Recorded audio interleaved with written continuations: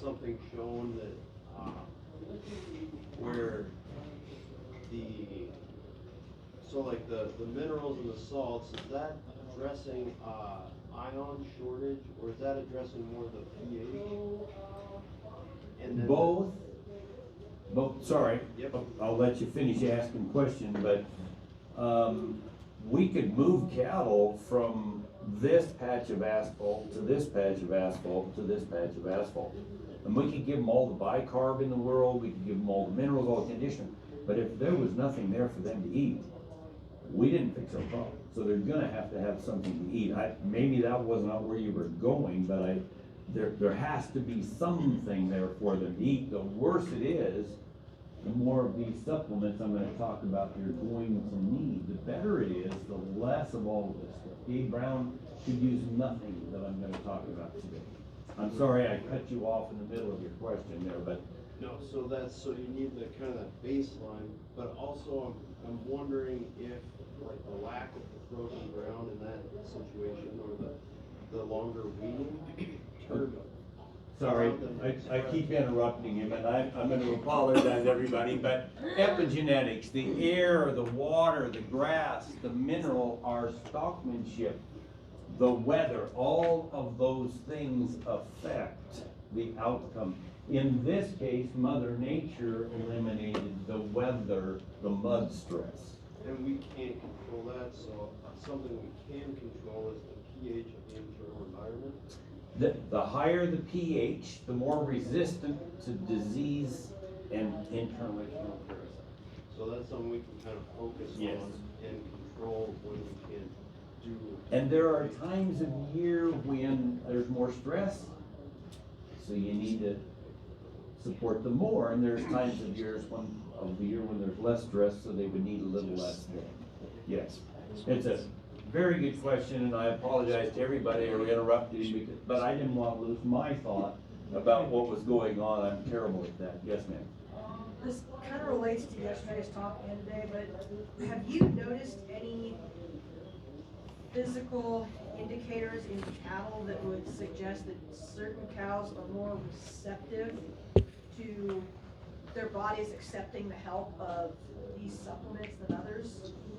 Like if you had 1,000 cows and they're all in an area where they're all suffering from fly stress or weather stress or something, and you gave them all the same, are there any physical indicators that you might see before you went and gave them all, and you said, oh, these 700 are probably going to respond really well to what I'm giving them, and these 300 are just duds?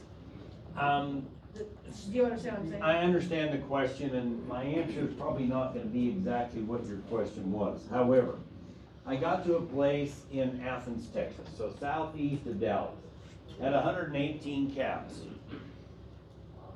Other than one, about a year and a half later, his cows were in worse shape.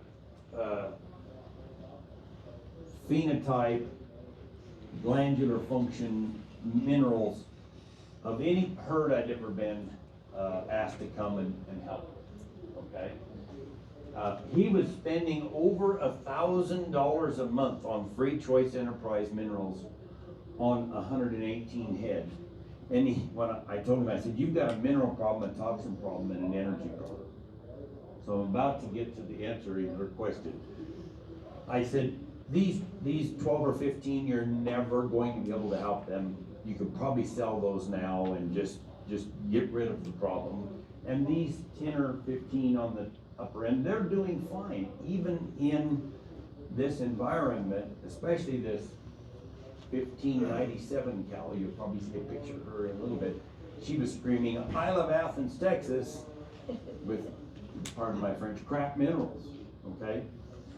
The 75% in the middle of that herd really responded to getting clean and plenty of minerals in those 75% in the middle without breaking the bank on minerals really responded to that. And they weren't particularly phenotypically what you would want, but the next set of calves born were much better out of those exact same cows.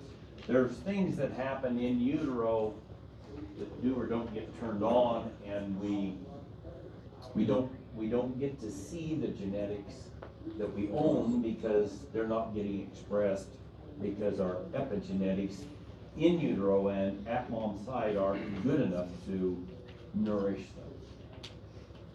Did I get there? Kind of. Think So about it it's- for a little bit, I'll get bogged down. Let's talk after.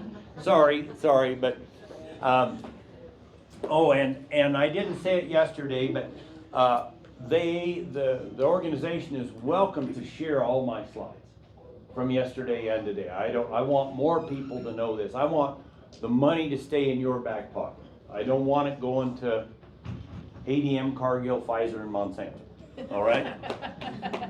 So, if I'm on the bad list for all those companies before I die, I will have done a good job. So, you know, some of this is, I'm gonna have a easy peasy thing here a little later on. It's one part. But I use way too many words that you haven't already figured out, baby.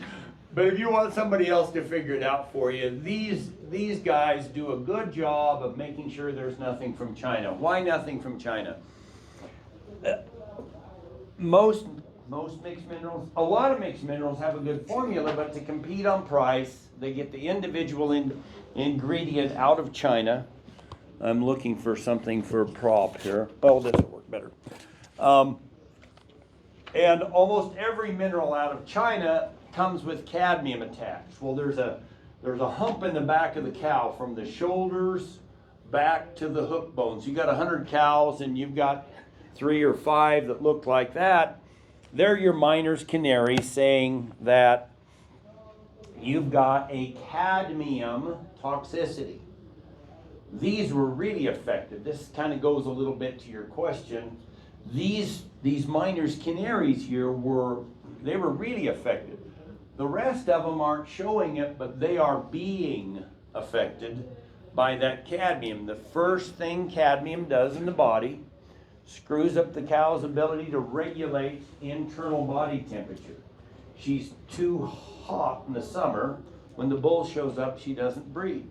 She's too cold in the winter and it requires more feed to winter her. So if you see that hump in the back, it either came through a mineral or a fertilizer you might have used or a fertilizer someone else might have used on the hay that you purchased to feed your cows. You've got to turn off that cadmium toxicity if you really want your animals to flourish on your farm. And I guess while I'm right there and I'm thinking about it, we've got a cow that we got clean and mineral rich. And then she gets pregnant, and so now we've got Junior in utero. And then she has the calf, so we've got the calf at mom's side, clean and mineral rich all the way through. And then this calf, this heifer, turns into a cow that's pregnant, clean and mineral rich all the way through. And now we've got a calf out of that. My friend there in northwest South Dakota, he had 42 first calf heifers. Mom had gotten cleaned up. He saved 42 of them. They got pregnant. They had their calf, and their calf is now 5.5 months of age. He said, if you went out and picked out my 50 best calves out of my whole herd, first calf heifers and all the rest of the cows included, he says, I guarantee you 35 of them are out of my first calf heifers. Cooper, how often does that happen, that your best calves come out of your first calf heifers? So phenotypically, you're going to start seeing the genetics you already own the longer you do this clean, mineral-rich interuterine environment, let alone we didn't get sick, flies, that sort of thing this year. I guess everybody's probably seen this. Ellen Bench is in Stevensville. She's good with humans. She's really good with animals. Homeopathy. I think it's this Protype Vitality. You can spritz that on your mineral and make it more bioavailable. I better get on down. You're welcome to the slides too. So, if you good? Yep. So you can do this yourself. One thing about what I'm talking about is you get to do your own thinking.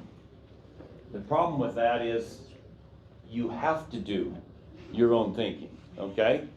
So we've got to buy an enticer. I was over in Staples, Minnesota last Friday, and I don't know, there's like not quite this many people, and I'd gone through the list, and I was like, people just don't hear the fact that you're gonna spend some money on, I'll wait till we get to the list.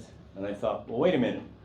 I'm gonna count to 3, and I want everybody in here to say enticer. 1, 2, 3, enticer. You know, I was just, people don't get the fact that you will not, unless your cow herd is toxic, you will not get enough conditioner in. It's very bitter.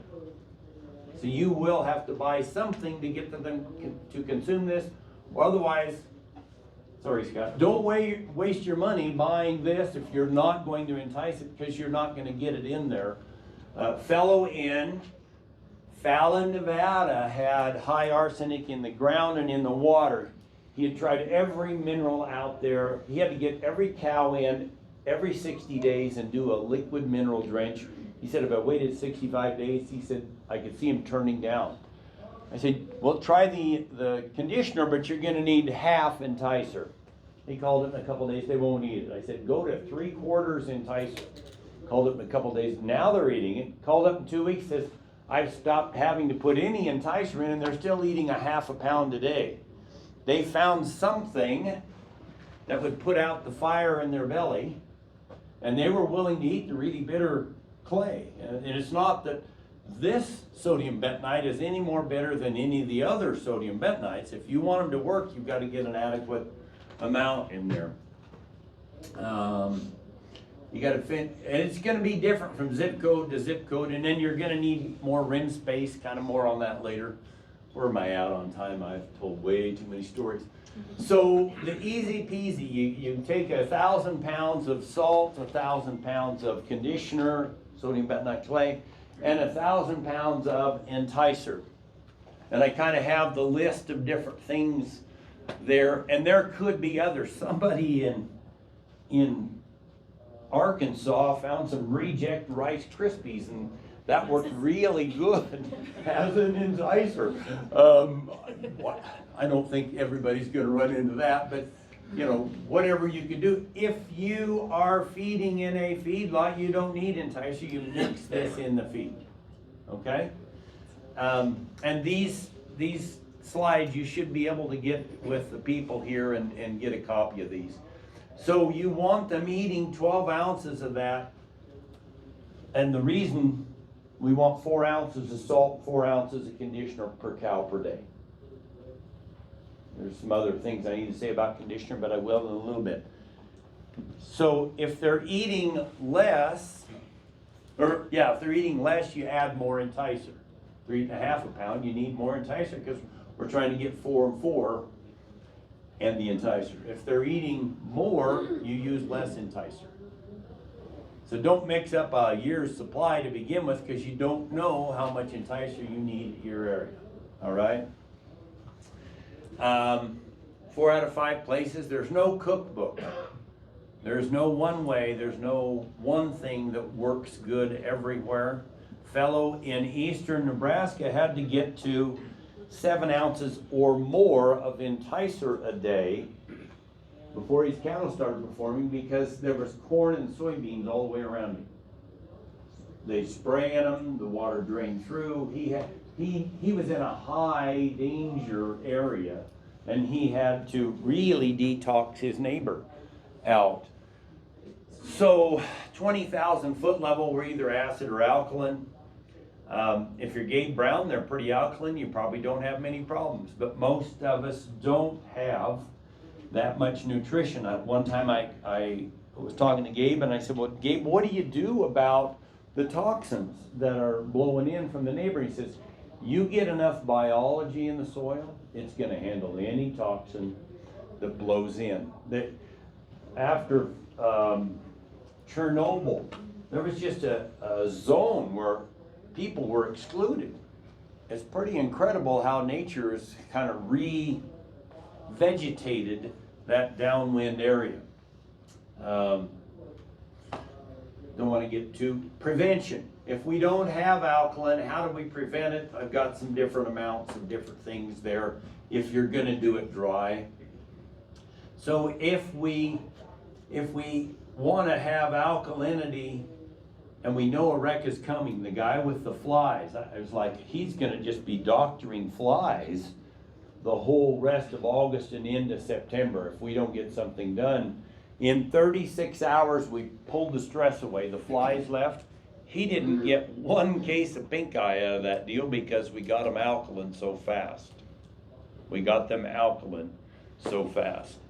And then if it's after a disease, well, Redmond conditioner raises pH, binds the neighbor's toxins, has a bunch of minerals that aren't watered down with sodium chloride, and it promotes the growth of the biology in the gut.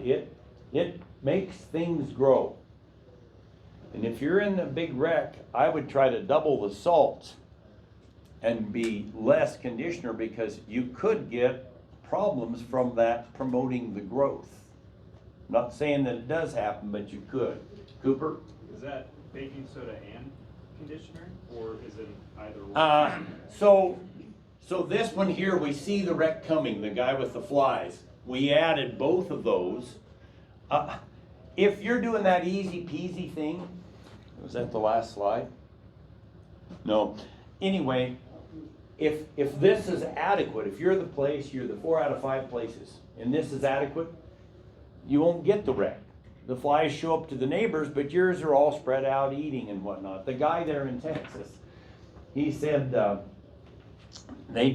was there in March, and the neighbor came over, I don't know, sometime in June, and he says, "What are you guys doing for fly control this year?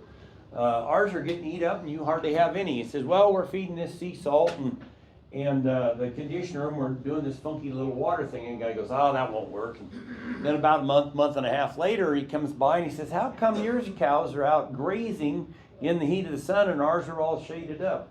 "Well, we're doing sea salt and conditioner and this funky little water thing." And the guy didn't come back because there was no way that these God-given underground sources of things could do that, could be that effective. Anyway, here, I'm putting the two of them together. Down here, we've got after disease. I want way more sea salt going in to try to get rid of the problem. And as soon as the problem's gone, I want to get the conditioner back in, because it does more things than any other one thing you could do. It's your best defense if you're using it preventatively. All right? It promotes growth. If you've got cows that are BCS 6, you're getting ready to calve, I've created very large calves by leaving the conditioner in. If your cows are 4.5 or 5 at calving, don't worry about it. But if you've got somewhat fat cows when you're getting ready to calve, you could be pulling calves out of those mature cows if you feed that conditioner that promotes growth. It's going to go somewhere. Mastitis, long toes, maybe big calves. It promotes growth. So epigenetics, we went there. Common problems. Everybody has better genetics than you're seeing, but because your epigenetics aren't as good as they could be. All right? If you want to watch a really good TED Talk on that, this Courtney Griffin's, she talks about these agouti mice, and they typically tend to have obese yellow offspring that are susceptible to disease. And the mother, when the mice were in utero, they could have skinny brown mice. Here we've got the genes that say these always have yellow, fat, disease susceptible offspring, and you change what they eat, and now we've got skinny brown mice. We can do that with our calves. Gut and Physiology Syndrome by Natasha Campbell McBride. This is a human talk. That's a human book. but the concepts work for your soil, the biology in the soil, the plants, your animals, and for us humans, all right? We've seen that. I'm gonna go, I don't know why I have it there twice. So, Anibal Domingo got his PhD at New Mexico State, I believe, 95. The average beef cow in the U.S. digested 55% of what she ingested. Then he heard Gerald Fry talk, went and dug his research out and found that there are some cows that digest 70% of what they ingest, meaning others only. I didn't bring my solo cup in this morning. Maybe I need to drain this coffee mug. Now it's too full. Hopefully I don't make a mess here. So the solo cup, oh, nope, that didn't work. Sorry. There, I finished mine. Okay. So the solo cup cow, the head's on this end, everything is getting bigger as you go back. The ones that have the bigger belly are better digesters, the reverse wedge. No guts, and they're walking uphill. They're the poor digesters. Anyway, finger licking good. 18 years later, Fred Provenza at Arizona State said we're getting really good at predicting percent of body weight that a group of dry cows would eat depending on what we fed them. But we can't tell you what individuals in that group are eating. Some are eating twice as much as others. Well, if they were averaging 3% on this straw, wheat stubble, whatever that they were eating, that means some were eating 4% of their body weight, the ones with no guts. Some were eating 2% of body weights, the ones with the large rumens. I was in Ohio at a guy's place. He put together kind of a group of, wrong one. Put that out of the way. He put together kind of a hodgepodge of cows, the Canardly deal from yesterday.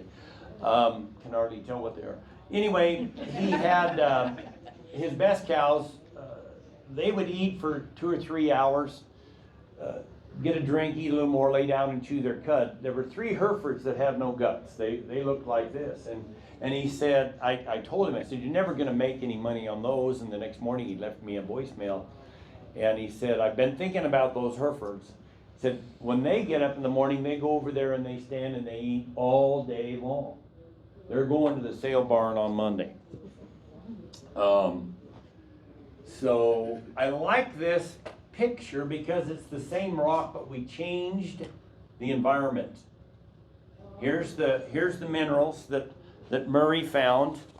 And he was a doctor who was seeing that his elderly patients who predominantly eaten ocean-based protein had fewer aches, pains, diseases than people who'd been eating land-based protein. So he brought seawater and sea solids. In this case, this was basically the deposit that he found off of Baja, Mexico, and was able to recreate over the course of the next 20 years that immunity he had found in the ocean in both plants and animals on land. We were told after we took a bite of that apple that we were going to have to grow our own food by the sweat of our brow, and we were doing all right until we introduced mechanical. And it was about 4 or 5 winters ago. Compaction, 1/3 of that is probably the weight of the machine. 2/3 is how fast the plow is going through the ground, crushing the spaces where the biology lives. So the faster we're going through the ground, the more damage we're doing. We heard from Jonathan yesterday, I think it was Jonathan, no, Zan, about one of the worst things you could do would be to plow. Anyway, you can see how the minerals started to go down, and more problems, more problems. We feed the lower quality stuff to the livestock rather than the human beings. Anybody in here go to Ian Mitchell Ennis to a talk that he gave? Anyway, he talks about you want to move really fast in the spring so that you're just wiping the dust off the solar collector, as he talks about it. You're only eating the energy. and you'll get more cows pregnant, more on that in a little bit later. So Weston Price, who was a dentist, turn of the last century, facial deformity and cavities. It must be something in the diet or the environment that is missing. And he found these 15 or actually 14 groups of people eating in the old way, nothing modern Western processed. It was how they grew and prepared their food. A lot of that was fermentation.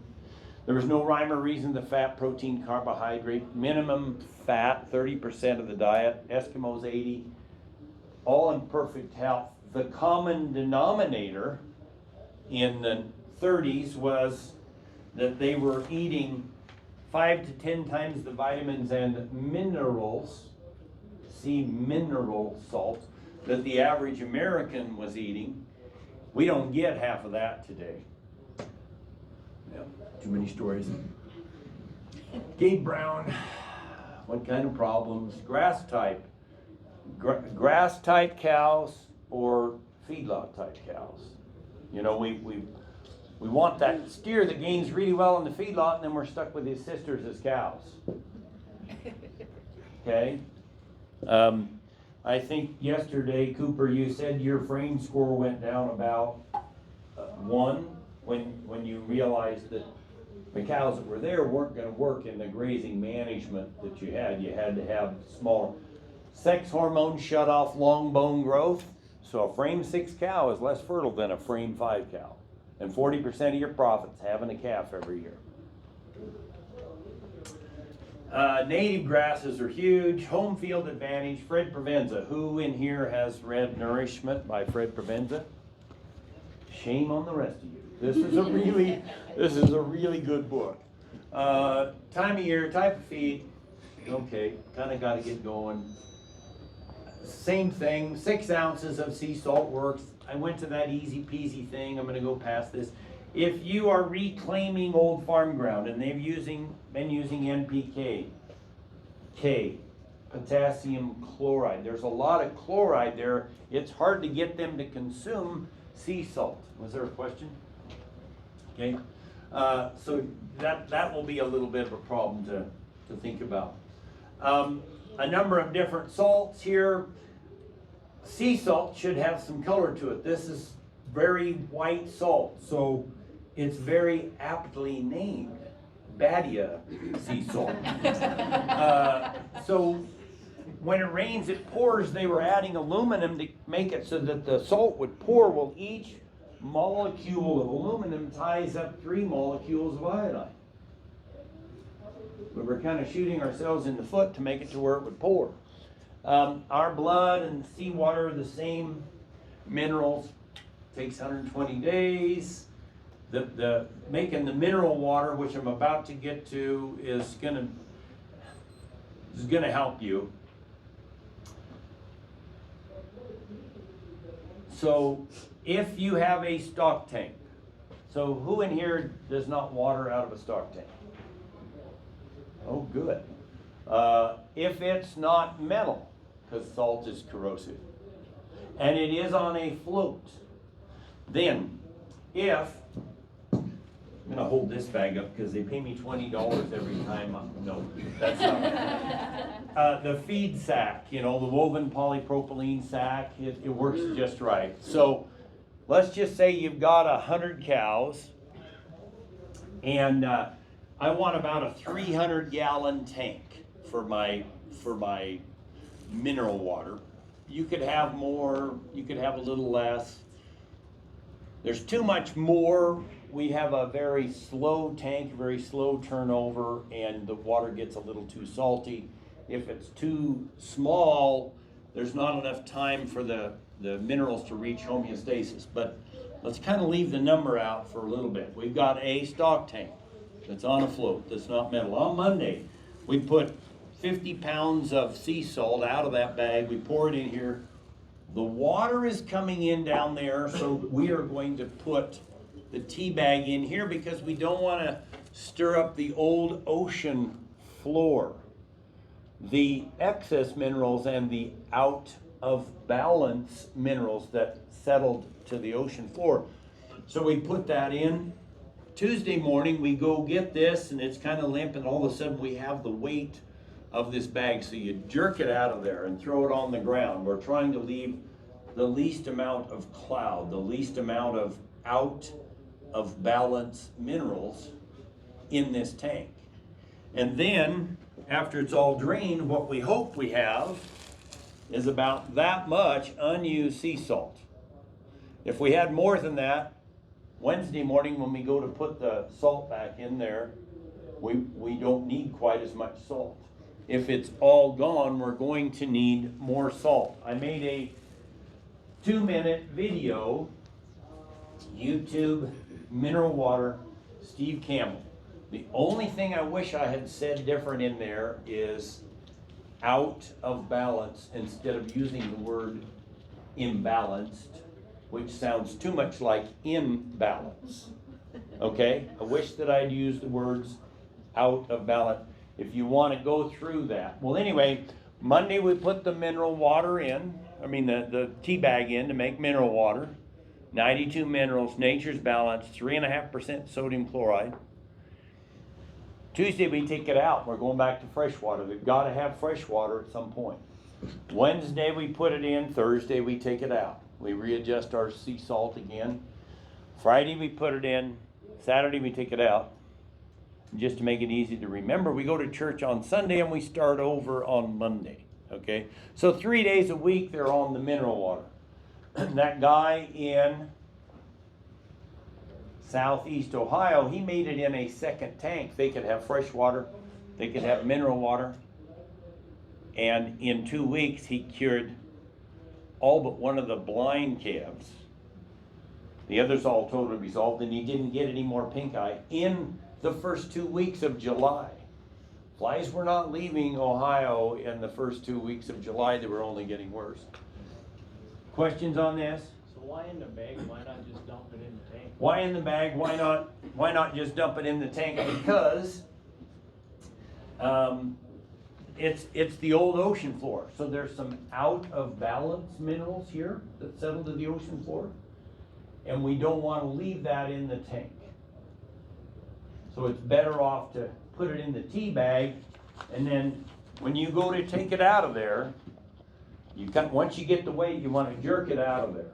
You're trying to leave the least amount of cloud, the least amount of out of balance, the least amount of old ocean floor. All we did, cattle come and they drink, well, you put it in there and the minerals start going out. We don't want to stir them up with the water. It takes about 3 hours-ish to reach homeostasis. Cows come and drink, more water comes in, more minerals come out. More water comes in, more minerals come out. Okay, Cooper, did you have? Do you provide any other water sources during this experiment, or just hold them on that one water? Good question. If you're going to do it with one tank, you do it every other day. They got to have access to fresh water at some point. You can't do this 7 days a week with no fresh water. The best way to do it is 2 tanks, and then one is mineral water every day and one is fresh water. The fellow there in Texas that was feeding, I'll be right there, that was feeding over $1,000 a month worth of Free Choice Enterprise minerals to those 118 cows. He said for the first 6 months, 75 to 80% of all the water they drank was mineral water. The cattle, he was feeding them up on the hill. They had to come down a lane. We put the new tank and mineral water here. Their fresh water was over there. And after a week, he got nervous, Cooper, because they were hardly going to the fresh water. They were just drinking the new tank. And I go, well, maybe there's a smell or something with that old plastic tank. Take your tea bag here and go put it in that one. He called me up the next morning. He said, well, that took 30 minutes for him to figure out. Now they walked past the new tank to get to the mineral water, and they drank 75 to 80% mineral water for the first 6 months, and boy, did their hair coats straighten out. Ma'am, was that you? Yeah, in our area we have a lot of issues with water quality and sulfates in The question is, they have a lot of water quality sulfates in the water. I was talking to Aaron Elison from Redmond one time at a conference, and about the third time I stopped, he said, well, you have to start with clean water. And I go, no, you don't, Aaron. You could have really high arsenic in that water. If you put enough sea salt in there, it's going to drive everything except nature's balance to the bottom of the tank.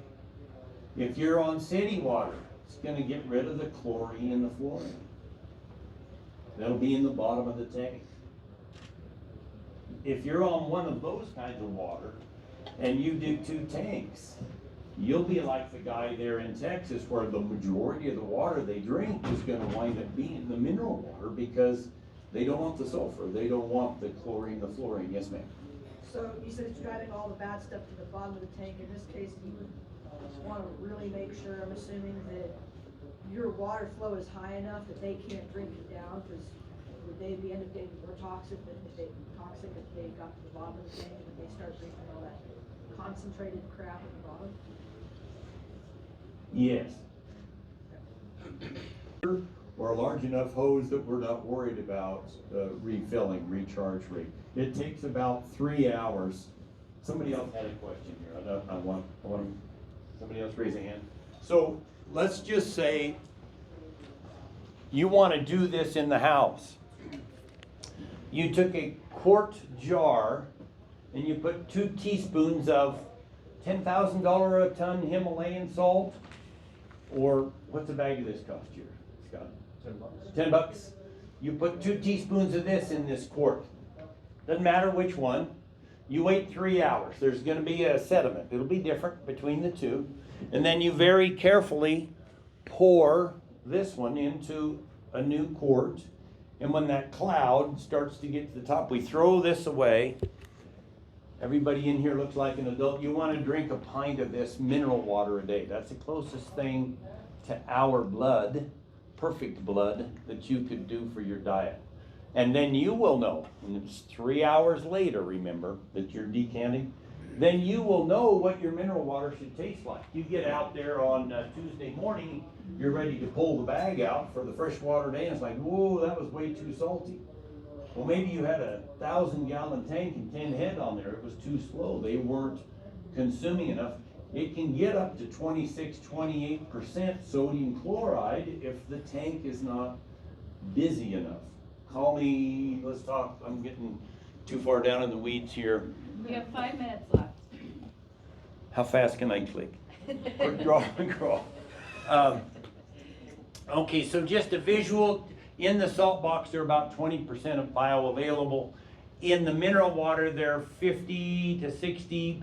But if you were to spray 5 pounds of sea salt per acre every 50 days during the growing season, those minerals attached to a carbon atom in a plant are now 90% bioavailable. We spent $10 on this bag of salt. We got $2 worth in the mineral box. We got $5 worth in the mineral water, but we got $9 worth out through the plants. And a guy called me from Arkansas this spring, and he says, I don't know why I didn't follow your advice last fall. He finally started doing the foliar feeding. He says, this works so much better than to try to get it to them through the salt box. How much per acre? 5 pounds of sea salt per acre, about every 50 days during the growing season. This is foliar, so the grass needs to be a certain height, so what we're hitting is leaves. We don't want to be spraying brown grass. We're not going to get what we're looking for, so you might have to do it at 40 days just before it lignifies. I had a lot of people calling last year about grasshoppers, and I was talking about this. I said I would go out there and spray those pastures once a week till the grasshoppers left, and then you could probably go back. But as bugs are Mother Nature's cleaning crew. They're out there eating what's not fit for man or beast. There's just way too few.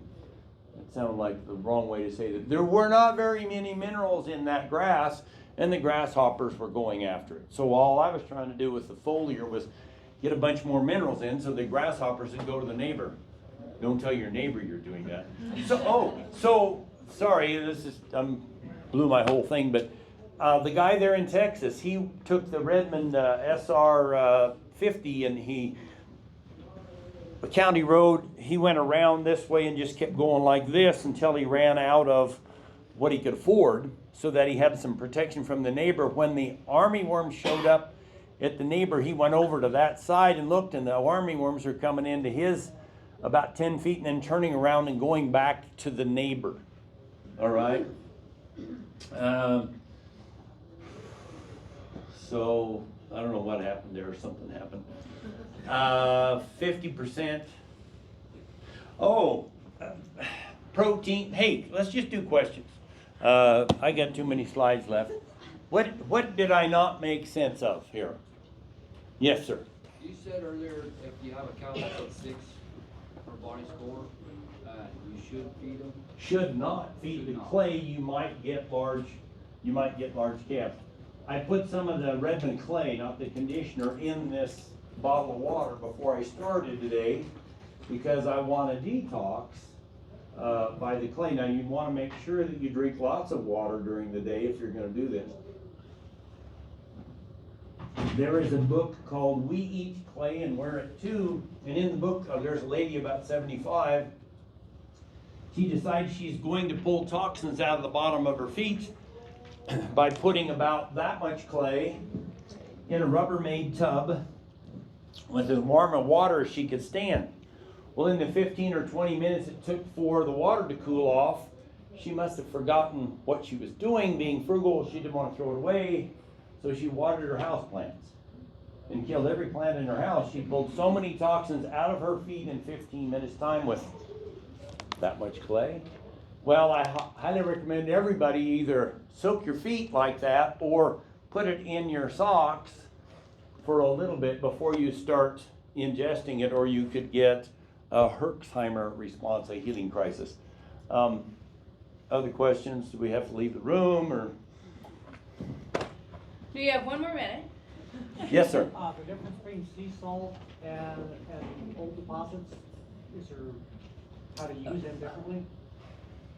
Is there So the C90, C90? Yeah. the C90, or Celtic salt or something like that, a modern day ocean. So Vikings throwing their, okay. This, if there was a question over here about couldn't we just dump the salt in? All you're doing here is rehydrating a modern ocean. Where these others are immune to the nuclear tests. The Vikings, and I don't quite understand, Aaron Elison talks about crystalline form, but this is put down there under the weight of water. So things are really pressed together. This is gravity. So there's a part of that I don't understand how to explain. This one out of Kansas, it's an old deposit like this one. Where do you live? Place to start? OMRI approved? OMRI approved? Not OMRI approved? I don't know if there's any organic producers in the room. Cooper. Let's say you get your critters fully mineralized with your whichever treatment.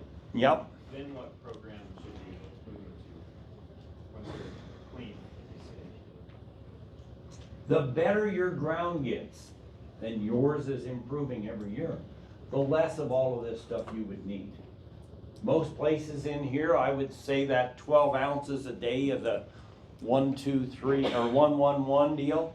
You're going to be doing that for a while, but the more you move I'm going to just get to contact. And there's the cadmium hump. You've got to. No, I don't think so. Oh, fun. Trying to get to the contact in case you want to. Nope, there we go. Nope. Hey, we lost a lot here today. I was too busy. Oh, hey, can I take time to do this? This is right out of Factors Affecting Calf Crop. Email me and I can send you a PDF of that book. Best book I ever read if you already know something about a cow. We've got a a system where there's a lot of energy in the plants, and then we vary the amount of protein, medium and low. So in the high energy, we fed low. How low? 1/5 as much. We still got as many cattle pregnant. This would be the C3 probably grasses. We find ourselves in a low energy situation, and we fed low protein. That was the only place where we really got any pregnant. If we try adding more protein when there's no energy, and we actually get fewer cows pregnant. There was quite a poor breed up, and people were putting out protein tubs, and this guy in South Dakota, in his area, 25 to 50% open, a few that were approaching 60% open. They put out protein tubs. It was the wrong thing to do when there was no energy in their feed. So you I'm probably sorry. better stop. Are you here for the rest of the day? So feel free to come up and talk to Steve. We have a break till 9:45 and then be back in the big room for the last keynote speaker at 9:45. Thank you.